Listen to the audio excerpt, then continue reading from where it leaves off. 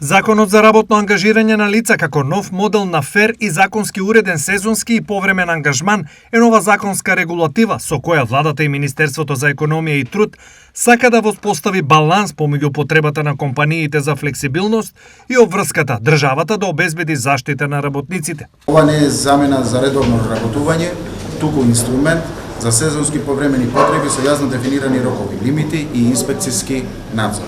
Нашата цел е едноставна, повеќе формална економија, повеќе заштитни работници и посилни бизниси. Надоместокот за ангажираните лица ќе биде во висина на минималната плата. За тоа, што значи фер ангажман, министерот објасни. Фер ангажман значи дека работникот добива легален приход, уплатени придонеси за пензијско и инвалидско осигурување и здравствена заштита во случај на повреда при работа. Невработените лица не ги губат своите права, ниту корисниците на социјалната заштита. Законот ги опфаќа сферите од земјоделството, угостителството и останатите бизнис сегменти од македонското стопанство. Што предвидуваат нормативите за угостителството? Објектите можат истовремено да ангажираат до 10 лица и до 10% од вкупниот број работени преку целосно електронска поставка. Во земјоделството нормативите се поразлични.